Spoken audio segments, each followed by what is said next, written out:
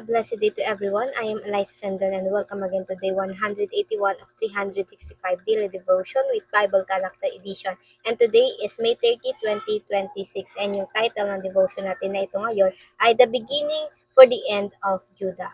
So for our character, ito nga ay si Jehoahaz, ang anak ni Josiah. So si Josiah siya yung pinakalas na naging mabuting hari sa Judah. In his term, nagkaroon ng last revival dahil nga sa reformation ginawa niya doon sa bayan ng Judah. But after this, etong si Josiah, nagkaroon din ng series of decline hanggang sa tuluyan ng nawasak yung kingdom of Judah.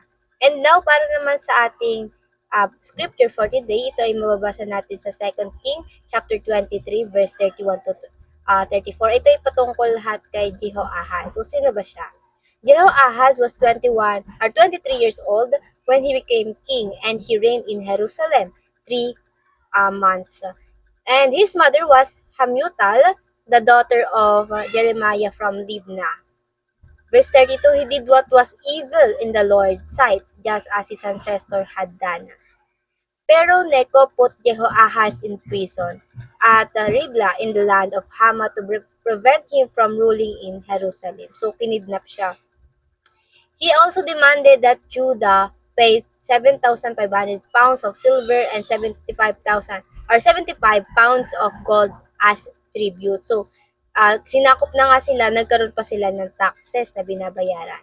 Pero Necho then installed Eliakim, another son of Josiah, to reign in place of his father. And he changed Eliakim name to Jehoiakim. Jehoahaz was taken to Egypt as a prisoner where he died. So again, si Jehoahaz, kinidnap siya ni King Necho ng Egypt and then eventually died. At pinalitan siya ng kanyang kapatid na si Eliakim or pinangalanan ng Jehoiakim. Now for our teaching for today, number 1, God is working through politics to bless and to judge. Pinagpapala ng Diyos ang mabubuting leader, and as well, pinaparusahan niya yung masasama. Again, even the evil ones uses by God, either to bless or to judge the evilness of human. But it doesn't mean na yung evil na tao na ginamit ng Diyos ay ligtas na. They too will certainly receive the Lord's judgment. So may tiyak din silang paghahatol ng Diyos sa kanila. And pangalawa, God always executes justice and does not tolerate evil. Ang paggawa ng masama ay may karampatang hustisya at paghuhukom. Walang nakalulusot sa kasamaan sa Diyos. At mabuti na ang paghatol sa atin ng Diyos ay magawa na ito ngayon pa lang dito sa lupa. Dahil kung sa araw pa ng paghuhukom, wala na tayong chance para magbago pa.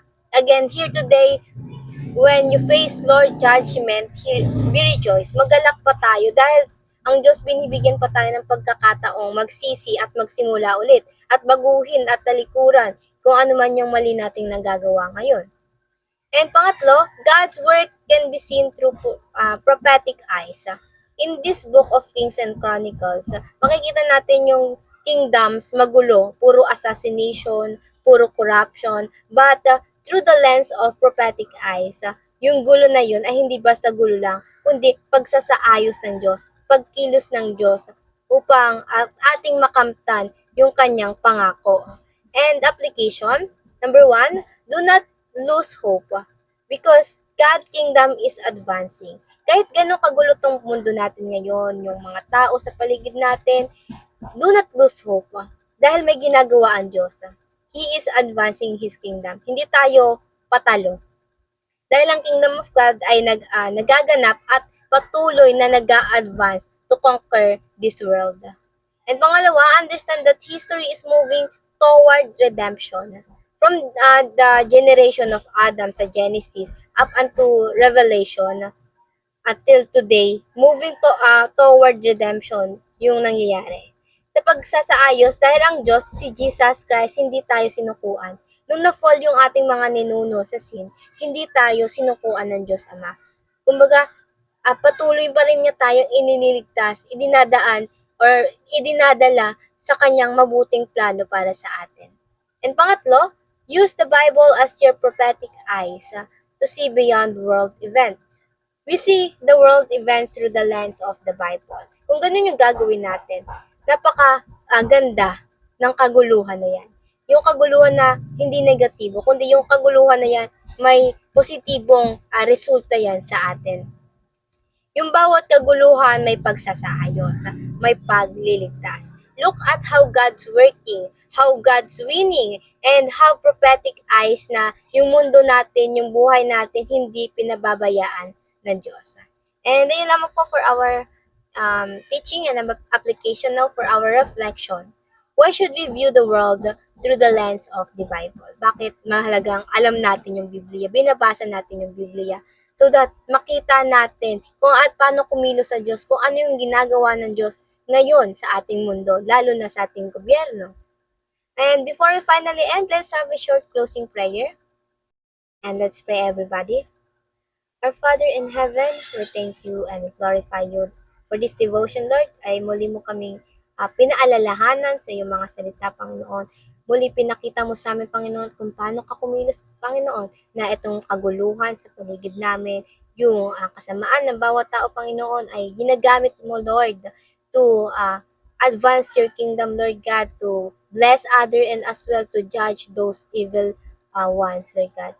Lord, we trust you wholeheartedly in every aspect of our life, Lord God. Alam namin pinapakialaman mo ang aming buhay, hindi para sirain, kundi mas lalong pagandahin at i-align ang bawat kagustuhan namin sa inyo, Panginoon. We're looking forward for your graceful, Lord God, graceful love, Lord God, faithfulness, Lord God. Tulungan niyo kayo, Panginoon, na lumakad sa daanang inihanda niyo para sa amin. Be your light, reflect to us, to our life, Lord God, and may the people we encounter, Lord, honor you, Lord God. Ikaw lamang ang tanging madakil at mataas sa aming mga buhay, Panginoon. And lang po, in Jesus' name we prayed. Amen and amen and amen. At ayun lang po, I hope marami tayong natutunan at matututunan pa. And I pray na sama-sama sana tayong lumago para sa Panginoon. Ang Diyos nawang magbigay sa atin ng katagumpayan ngayong araw. Have a nice day ahead and God bless.